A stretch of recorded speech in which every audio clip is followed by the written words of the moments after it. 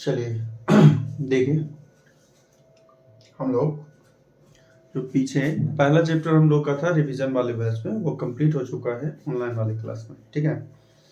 इसके बाद हम नेक्स्ट चैप्टर करेंगे। ऐसे तो दूसरा चैप्टर करंट इलेक्ट्रिसिटी है, धारा विद्युत है, लेकिन हम लोग पहले कवर जो करेंगे वो करेंगे इसको, ऑप्टिक्स को, यानी कि प्रकाशिकी को, ठीक है, जो हम लोग का 7th चैप्टर था।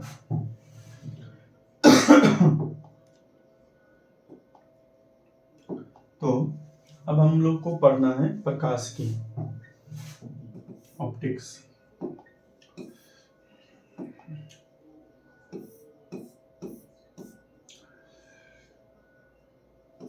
प्रकाशिकी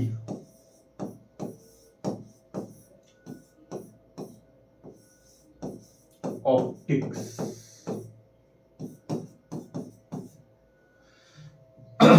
हमेशा बोल रहे हैं, अभी जितना भी समय है, बाकी जो भी काम, ठीक है, उसको छोड़ के बिल्कुल अपना जो है वो पढ़ाई पे ध्यान दें।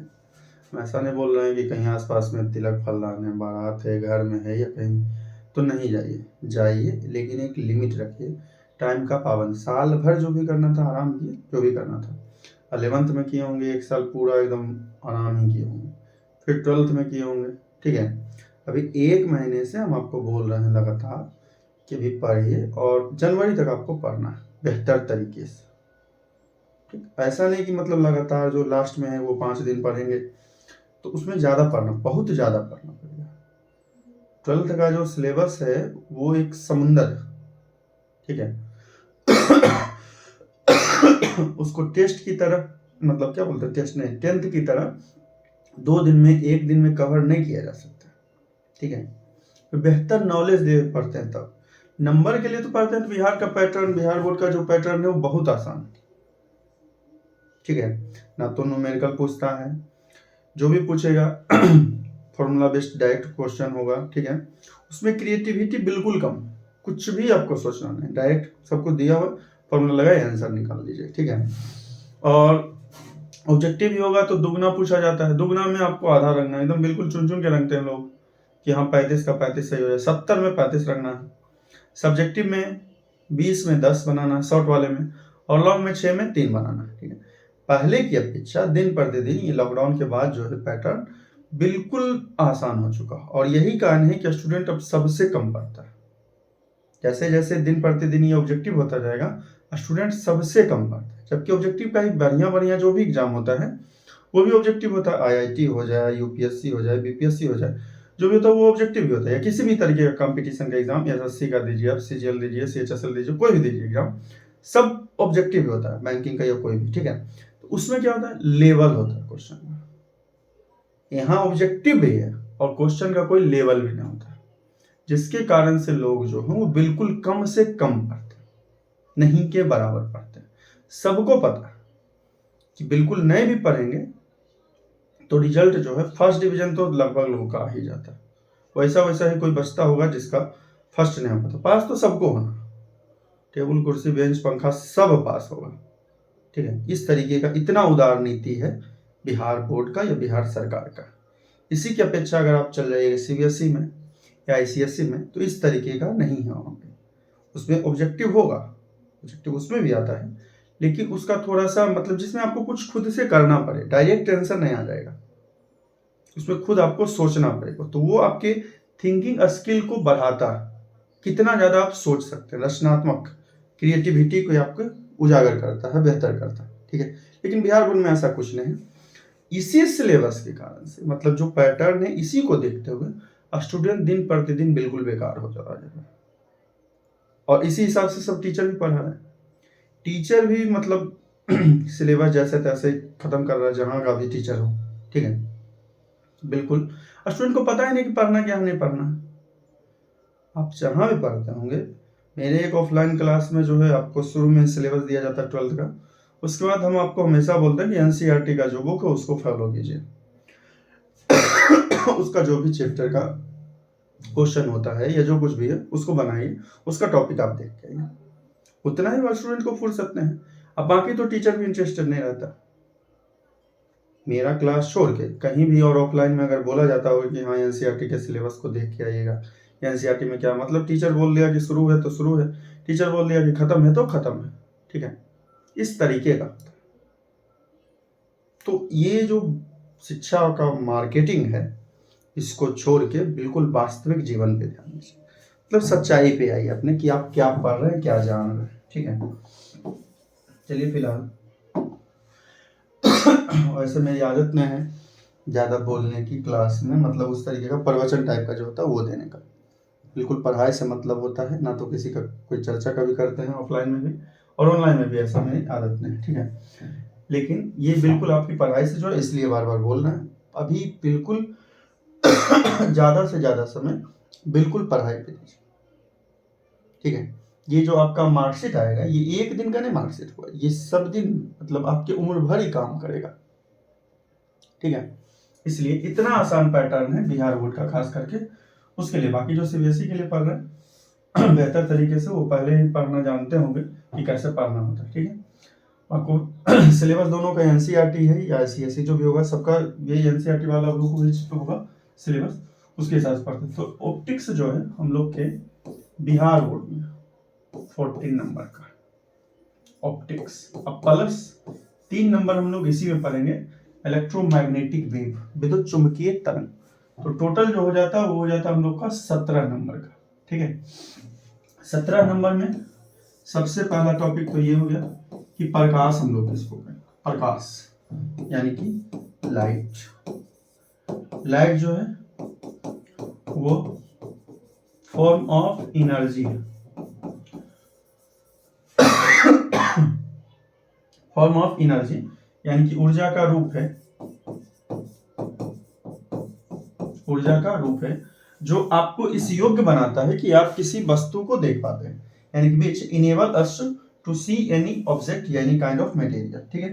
Light is a form of energy which enable us to see any object, यानी ऊर्जा का वह रूप जो हमें किसी वस्तु को देखने के योग्य बनाता है, उसको हम लोग बोलते हैं लाइट, ठीक है।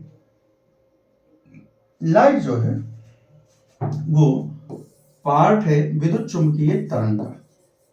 लाइट जो है वो पार्ट है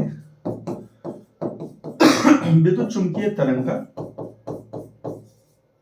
इलेक्ट्रोमैग्नेटिक वेव का, इलेक्ट्रोमैग्नेटिक वेव का।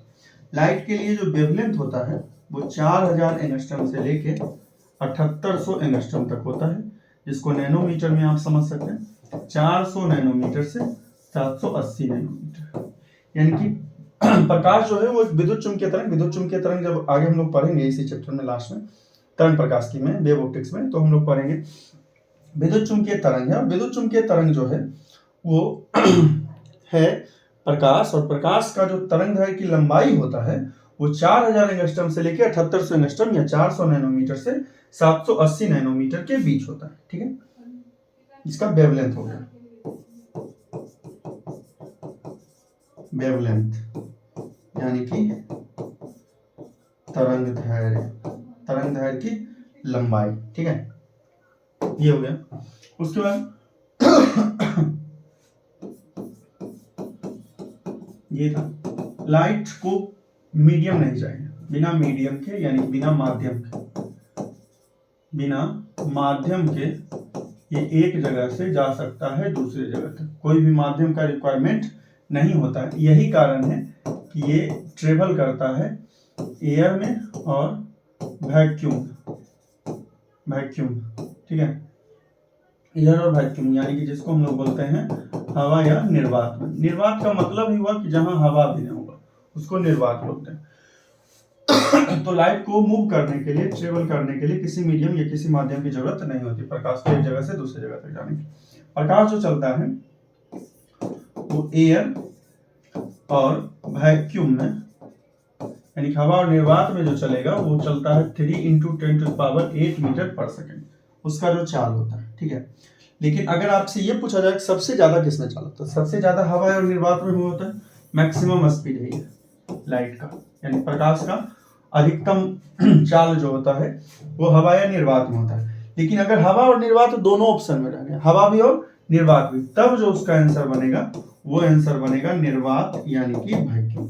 उसमें 3.01 करके होता है। ऐसे दोनों का लगभग के कारण 3 × 10⁸ लिखते हैं, लेकिन हवा और निर्वात जब रहेगा कि अधिकतम चाल है या अधिकतम वेग है तो उसमें कोई एक ऑप्शन अगर रहेगा, हवा है तो हवा होगा और निर्वात है तो निर्वात होगा।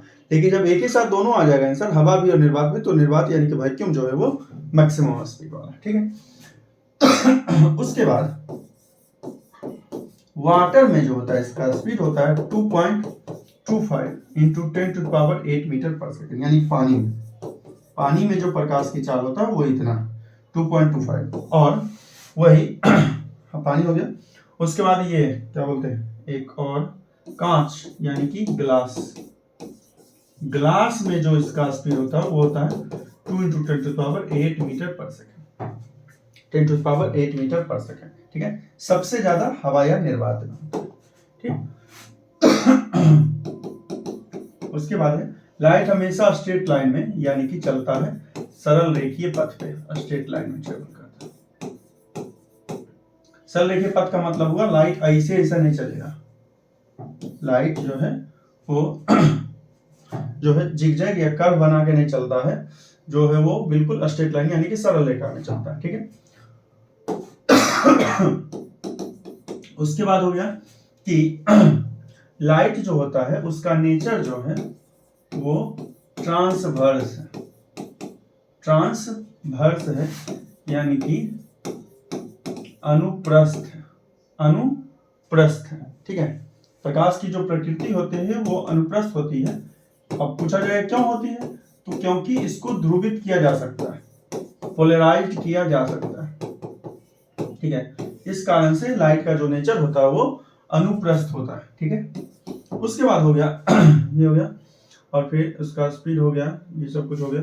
अब हम लोग ये पढ़ रहे हैं, उसका जो होता है क्या बोलते हैं, परसिस्टेंस होता है 1/10 सेकेंड होता है, यानी कि लाइट कहीं भी पहुंचेगा तो उसको जो रोकने की क्षमता होती है वो लगभग 1/10 सेकेंड बोलते हैं, यानी कि 0.1 सेकेंड जिसको आप बोल सकते हैं, ठीक है।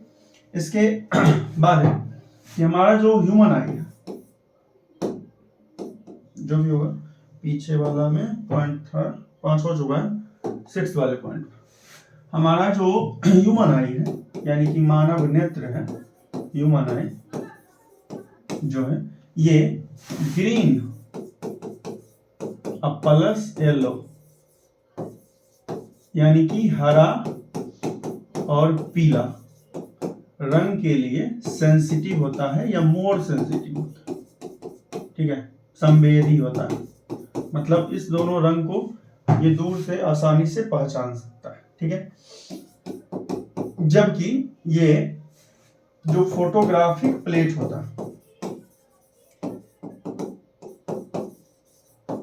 फोटोग्राफिक प्लेट होता है वो ब्लू या ब्लैक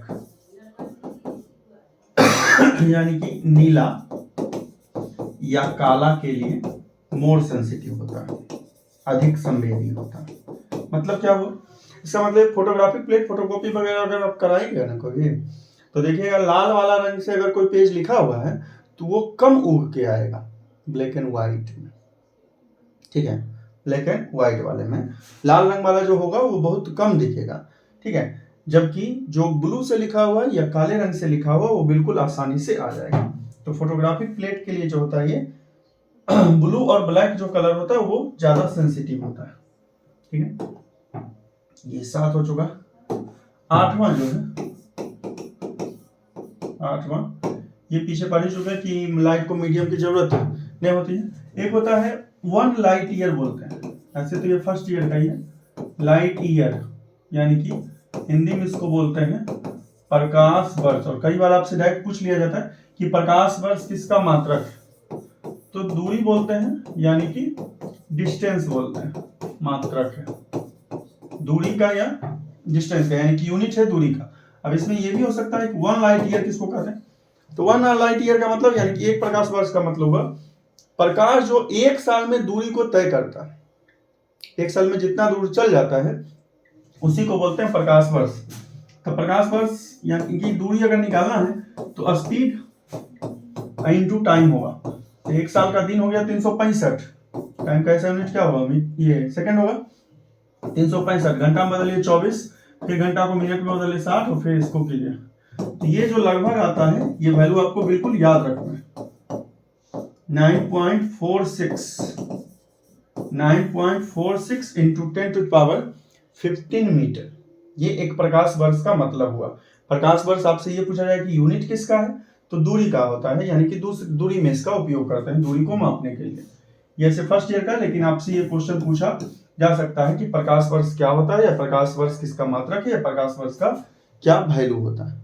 ठीक है, उसके बाद है कि लाइट जब हम लोग पढ़ेंगे मॉडर्न फिजिक्स, तो 8 हो चुका। ये अगला चैप्टर जो है, मतलब लास्ट चैप्टर जो हम लोग का था मॉडर्न फिजिक्स, उसमें हम लोग पढ़ेंगे लाइट जो है वो फोटोन होता है, पार्टिकल के फॉर्म में फोटोन होता है। और फोटोन जो होता है वो चार्जलेस है। चार्जलेस का मतलब हुआ कि आवेशहीन है, इस पर कोई आवेश नहीं है, जिसके कारण ये विद्युत क्षेत्र यानी कि इलेक्ट्रिक फील्ड तथा चुंबकीय क्षेत्र यानी कि magnetic field, electric field and magnetic field, दोनों में डिफ्लेक्ट नहीं होता, विक्षेपित नहीं होता, मतलब अपने रास्ते से मुड़ता नहीं, ना तो विद्युत क्षेत्र में और ना ही चुंबकीय क्षेत्र में, यानी कि ना तो इलेक्ट्रिक फील्ड में और ना ही मैग्नेटिक फील्ड में। तो ये हो गया लाइट से जुड़ा हुआ इतना सारा पॉइंट जो केवल लाइट से जुड़ा हुआ है। ठीक है, इसके आगे हम लोग पढ़ेंगे इमेज, या इमेज से पहले हम लोग पढ़ते हैं मिरर, दर्पण। दर्पण, दर्पण, मिरर। मिरर किसको कहते हैं, तो ग्लास का एक सरफेस यानी शीशे का एक सतह, चिकना सतह, smooth surface, in which from one part there is reflection of light and other part is polished, यानी कि शीशे का वह चिकना सतह जिसके एक तरफ से प्रकाश का परावर्तन होता है और दूसरा जो तरफ होता है, यानी कि दूसरा जो साइड होता है, अदर साइड जो होता है, वो उसका पॉलिश किया हुआ रहता है, रंगा हुआ रहता है, उसी को बोलते हैं हम लोग दर्पण। दर्पण जो होता है वो मुख्यतः दो तरह का होता है, दो तरह का होता है, जिसमें पहला है समतल दर्पण, समतल दर्पण यानी कि प्लेन मिरर, और दूसरा है गोलीय दर्पण, गोलीय दर्पण यानी कि स्फेरिकल मिरर, स्फेरिकल मिरर। अब समतल दर्पण किसको कहते हैं, तो समतल दर्पण हो गया जिसका सरफेस या रिफ्लेक्टिंग सरफेस जो होता है वो प्लेन होता है, यानी जिसका परावर्तक सतह जो होता है प्लेन होता है। प्लेन मतलब समझ सर, बिल्कुल एक जैसा होगा, ऊबड़ खाबड़ नहीं होगा वो। तो ये जो मिरर है हम लोग का वो है कौन सा मिरर, प्लेन मिरर। ठीक है, प्लेन मिरर। दूसरा जो गोलीय दर्पण होता है यानी कि स्फेरिकल मिरर होता है, वो किसी हॉलो स्फीयर का पार्ट होता है। और स्फेरिकल मिरर, गोलीय दर्पण, वो किसी खोखले गोले का भाग होता है। ठीक है, तो खोखले गोले से जो बना होता है उस दर्पण को, यानी जिसका परावर्तक सतह खोखला गोला का बना होता है, उसको हम लोग बोलते हैं कौन सा दर्पण, गोलीय दर्पण। ठीक है, गोलीय दर्पण जो होता है वो मुख्यतः दो तरह का होता है, एक होता है अवतल दर्पण और एक होता है उत्तल दर्पण, यानी कि कॉनकेव मिरर और कॉन्वेक्स मिरर। ठीक है, अब कॉनकेव मिरर किसको कहेंगे, जिसका बाहर का सरफेस, बाहर वाला सरफेस पॉलिश्ड रहेगा और अंदर से प्रकाश का परावर्तन हुआ, यानी कि वैसा गोलीय दर्पण जिसका बाहरी सतह रजतित यानी कि रंगा हुआ रहता है, जबकि भीतरी सतह से प्रकाश का परावर्तन होता है, उसको हम लोग बोलते हैं अवतल, उसको हम लोग बोलेंगे अवतल। और इसी का उल्टा कर दीजिए, जिसका अंदर वाला ही रंगा हुआ रहेगा और परावर्तन होगा बाहरी सतह से, उसको हम लोग बोलते हैं उत्तल। ठीक है, उसको हम लोग बोलते हैं उत्तल। या दूसरा ऐसा भी लिख सकते हैं कि जिसका परावर्तक भाग जो होता है उभरा हुआ रहता है, यानी कि बाहर की तरफ निकला हुआ रहता है, वो कहलाता है उत्तल। और जिसका परावर्तक सतह अंदर की ओर धंसा हुआ रहता है उसको बोलते हैं अवतल। ठीक है, ये हो गया उत्तल और अवतल। ठीक, अब इसके बाद हम लोग पढ़ेंगे इमेज। इमेज किसको कहेंगे? इमेज पढ़ेंगे प्रतिबिंब, उसके बाद फिर प्रतिबिंब में पढ़ेंगे फिर गुण। समतल दर्पण में जो प्रतिबिंब बनता है प्रतिबिंब। प्रतिबिंब किसको कहेंगे? तो किसी दर्पण पे जब कोई प्रकाश की किरण आपतित होती है तो उसके टकराने के बाद जहां पर मिलती है या मिलती हुई प्रतीत होती है। ठीक है, ए रे ऑफ लाइट या ये क्या बोलते हैं, किरण पुंज जिसको बोलते हैं, beam, a beam of light which incident on a mirror and after reflection they meet or appears to meet at which point, यानी जिस पॉइंट पे मिलेगा या जिस पॉइंट पे मिलता हुआ प्रतीत होता है उसको हम लोग उसका इमेज बोलते हैं। ठीक है, इमेज भी दो तरह का होता है, एक को बोलते हैं वास्तविक प्रतिबिंब और दूसरे को बोलते हैं काल्पनिक प्रतिबिंब। वास्तविक मतलब रियल और काल्पनिक मतलब वर्चुअल। काल्पनिक को ही हिंदी में एक और नाम आभासी नाम से जानते हैं। तो जो इसका परिभाषा था इमेज का कि मिलता है या मिलता हुआ प्रतीत होता था, जहां पे मिल जाएगा एपियर्स टू मीट, एपियर वाला होगा कौन सा? काल्पनिक। जहां पे रियल में मीट होगा वो कहलाएगा कौन सा? Real image. और जहां पे एपियर केवल होगा, वास्तव में नहीं मिलता है, उसको बोलते हैं काल्पनिक। अब वास्तविक जो होता है वो हमेशा उल्टा होता है, वो हमेशा उल्टा होता है और इसको पर्दा पर प्राप्त कर सकते हैं, प्राप्त किया जा सकता है। ठीक है, उल्टा होता है और ये जो होगा हमेशा सीधा होगा। आप जो आईना देखते हैं उसमें सीधा बनता है, वो जो होता है वो काल्पनिक होता है और इसको आप लोग पर्दा पर प्राप्त नहीं कर सकते।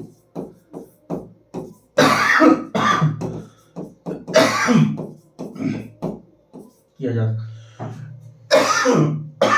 तो दो तरह का, एक वास्तविक और एक काल्पनिक। वास्तविक जो होगा वो इन्वर्टेड होगा, जिसको आप फिल्म यानी कि पर्दे पे दिखा सकता है। ठीक, जबकि जो काल्पनिक होता है वो इरेक्ट होता है, सीधा होता है, जिसको हम लोग पर्दे पे नहीं दिखा सकते। ठीक है,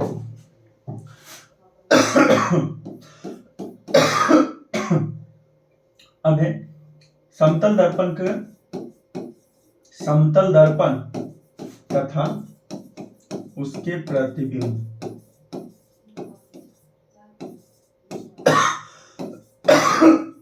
का गुण, properties of plane mirror and their image. पहला है समतल दर्पण का फोकल लेंथ, जिसको एफ से लिखते हैं। एफ जो होता है वो अनंत होता है, रेडियस ऑफ कर्वेचर भी इसका अनंत होता है। ठीक है, दूसरा इसका पावर जो होता है वो 0 होता है, यानी कि इसका जो शक्ति होता है, फोकस दूरी और वक्रता त्रिज्या अनंत होता है और शक्ति जो इसका होता है वो 0 होता है। मतलब समतल दर्पण किसी भी ऑब्जेक्ट के साइज को, किसी भी वस्तु के साइज को ना तो बड़ा कर सकता और ना ही छोटा कर सकता। ठीक है, उसके बाद हो गया तीसरा समतल दर्पण, जो अगर ये समझिए है मिरर, तो जितना दूरी पे इसका ऑब्जेक्ट रखा हुआ होगा, ये मान लीजिए वस्तु है, तो इतने ही दूरी पे इसका प्रतिबिंब बनेगा। यानी कि समतल दर्पण में ऑब्जेक्ट का डिस्टेंस और इमेज का डिस्टेंस इक्वल होता है, वस्तु दूरी और प्रतिबिंब दूरी बराबर होती है। ठीक है, उसके बाद ये ऑब्जेक्ट का हाइट, आकार वस्तु का, और इधर प्रतिबिंब का आकार, दोनों आपस में बराबर होता है समतल दर्पण में।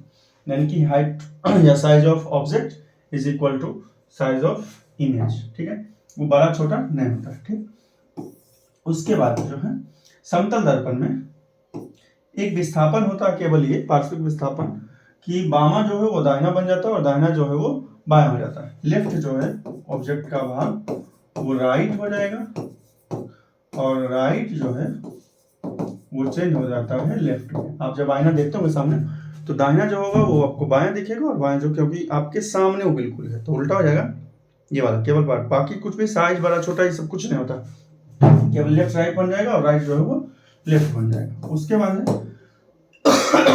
जब आप किसी थिक यानी कि मोटे प्लेन मिरर पे रे को इंसिडेंट करवाते हैं तो इसमें एक साथ मल्टीपल बहुसंख्यक इमेज बनता है, एक साथ कई सारा इमेज बनता है, जिसमें सेकेंड इमेज जो होता है 2 नंबर का जो इमेज प्रतिबिंब होता है वो सबसे ब्राइटफुल होता है और सबसे साफ दिखता है, क्लियरली विजिबल होता है और उसमें चमक सबसे ज्यादा होता है, क्योंकि इसमें होता है टोटल इंटरनल रिफ्लेक्शन पूर्ण आंतरिक परावर्तन। और पीछे हम लोग पढ़ चुके ये परावर्तन में, जब पूर्ण आंतरिक परावर्तन हम लोग पढ़ते होंगे ऑफलाइन वाली क्लास में, तो पूर्ण आंतरिक परावर्तन में प्रतिबिंब तीनों बनता है, परावर्तन में भी, अपवर्तन में हो और पूर्ण आंतरिक परावर्तन में भी, लेकिन सबसे बढ़िया जो इमेज बनता है, सबसे बेहतर जो इमेज बनता है वो पूर्ण आंतरिक परावर्तन में होता है। इसी कारण से जो 2 नंबर वाला इमेज बनेगा इसका वो सबसे ज्यादा ब्राइटफुल होता है और क्लियरली विजिबल होता है। ठीक है, उसके बाद फिर हो गया क्लियरली विजिबल हो गया। उसके बाद हो गया जब आप किसी प्लेन मिरर पे किसी रे को इंसिडेंट करवाते हैं, ठीक है, तो रिफ्लेक्शन होता है, इसका रिफ्लेक्शन ऑफ लाइट के अनुसार होता है, आई और आर आपस में बराबर होता है। ठीक है, आई और आर आपस में बराबर होता है, जिसके कारण क्या हो, अगर इसके पोजीशन को आप थीटा एंगल से चेंज कर दें, थीटा एंगल से चेंज कर दें, तो ये जो चेंज होता है इसका पोजीशन वो 2 थीटा से होता है। ठीक है, उसके साथ ही ये भी था एक पॉइंट, मतलब दुगने से चेंज होता है। उसके साथ एक पॉइंट ये है कि ये जो इंसिडेंट हो रहा है लाइट ऐसे हो जाना चाहिए, और ये जो रिफ्लेक्ट यानी कि जो आपतित किरण है और जो अपवर्तित, ये परावर्तित ना हुआ, इसमें परावर्तित किरण है, ये अपने जगह से बदलता है 180 माइनस 2 थीटा। कैसे देखिए, तो ये theta plus theta, total value कितना 2 थीटा, और टोटल यहां से यहां तक अगर लेंगे तो स्ट्रेट लाइन का टोटल एंगल होगा 180, तो इसके लिए कितना बचा 2 थीटा माइनस हो गया, यानी 180 माइनस 2 थीटा। यानी जब कोई मिरर पे, प्लेन मिरर पे कोई किरण आपतित होता है तो वो अपने जगह से यानी कि अपने स्थान से मुड़ता है, विक्षेपित होता है 180 माइनस 2 थीटा के एंगल से। ठीक है, उसके बाद ऐसा एपियर होता है, मतलब केवल दिखता है कि आपके स्पीड से इमेज का जो स्पीड है, स्पीड ऑफ ऑब्जेक्ट, ये speed of object appears half of image। ऐसा केवल दिखता है कि जो इमेज का स्पीड है वो ऑब्जेक्ट के स्पीड का दुगना, मतलब चाल जो होता है, जैसे हम बढ़ेंगे सामने में तो ऐसा लगेगा कि हमसे तेज चल रहा है प्रतिबिंब, लेकिन केवल ये एपियर होता है। और एपियर का मतलब आप समझते हैं कि केवल ऐसा लगता है, अनुभव होता है, वास्तव में ऐसा होता नहीं। ठीक है, अब है इसके आगे कि जितना भी शायद 9 पॉइंट हो, ये तो चुका 9, चलिए अब इसके आगे है कि जब कोई प्लेन मिरर पे कोई थीटा एंगल पे, ठीक है, रखा हुआ है ऑब्जेक्ट, ठीक है, थीटा एंगल पे कोई ऑब्जेक्ट प्लेन मिरर के सामने रखा हुआ है, तो उसमें नंबर ऑफ इमेज कितना बनेगा। तो नंबर ऑफ इमेज के लिए एक आंसर बनाते हैं, n का 360 बाई थीटा। 360 बाई थीटा अगर इवेन नंबर है, इवेन नंबर का मतलब सम संख्या है, तब नंबर ऑफ इमेज जो बनेगा वो होता है 360 बाई थीटा माइनस 1। यानी कि यहां से आप डिवाइड कीजिए, जितने एंगल पे ये है रखा हुआ मिरर, दोनों मिरर, 2 मिरर को अलग अलग रखना है थीटा एंगल पे। ठीक है, तो अगर इसको 360 में डिवाइड कर लीजिए थीटा से, वजह से 60 डिग्री रखा हुआ है, तो 360 बाई 60 डिवाइड करके 6 आएगा। 6 कैसा नंबर है, सम संख्या है, इवन नंबर है, तब वो आंसर हो जाएगा 6 माइनस 1, यानी कि कितना 5। ठीक, यही जब रहेगा n is equal to 360 by theta का वैल्यू अगर आ गया ऑड नंबर यानी कि कैसा संख्या, विषम संख्या आएगा, तब नंबर ऑफ इमेज के लिए दो तरह का फॉर्मूला होता है। एक होता है कि अगर सिमेट्रिकली यानी कि सममित जिसको हिंदी में बोलते हैं, बराबर रूप से रखा हुआ दोनों मिरर में, तब इसका जो वैल्यू होगा यही होगा 360, जो इवन का 360 माइनस थीटा बाई 1, ठीक है। और यही अगर असममित रहेगा, अनसिमेट्रिकली या जिसको हिंदी में बोलते हैं असममित असममित,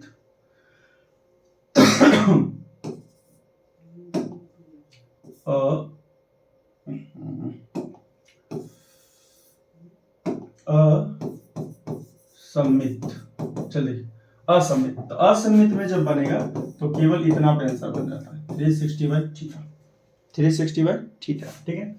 और इसी का एक पॉइंट और है कि अगर दोनों एक दूसरे के पैरेलल होगा, पैरेलल मतलब समांतर रहेगा, तो नंबर ऑफ इमेज जो होगा यानी प्रतिबिंब की संख्या अनंत होगा। क्यों? क्योंकि जब आप 360 बाई 0 ही कीजिएगा तो इसी का वैल्यू आ जाएगा इन्फिनिटी, 0 में डिवाइड कीजिएगा, 0 नीचे होगा जिसके कारण अनंत का वैल्यू आ जाएगा इसका, ठीक है। तो ये हम लोग पढ़े इमेज किसका, समतल दर्पण का प्रतिबिंब, ठीक है, समतल दर्पण का प्रतिबिंब, और इसका जो गुण होता है वो सारा पढ़े, कैसे कैसे क्या इमेज बनता है, ये सब कुछ, ठीक है। इसके आगे हम लोग अब कल पढ़ेंगे, अगले दिन पढ़ेंगे। आप लोग पढ़ाई पे ज्यादा से ज्यादा ध्यान दीजिए, ठीक है। समय कम है, 2 महीना, दिसंबर आज से शुरू हो चुका, दिसंबर और जनवरी आपको पढ़ना है, जी तोड़ पढ़ना है, मेहनत ज्यादा से ज्यादा करना है, ठीक है। और ये 2 महीना अगर आप पढ़ लीजिएगा तो रिजल्ट जो है वो बहुत बेहतर आ जाएगा। मतलब केवल रिजल्ट के साथ साथ अगर नॉलेज भी हो जाए तब बेहतर तरीके से पढ़िए। केवल रिजल्ट पे आपको ध्यान देना है तब तो थोड़ा बहुत पढ़ाई में भी आपका रिजल्ट बेहतर आ जाएगा, ठीक है। आगे कल हम लोग पढ़ेंगे।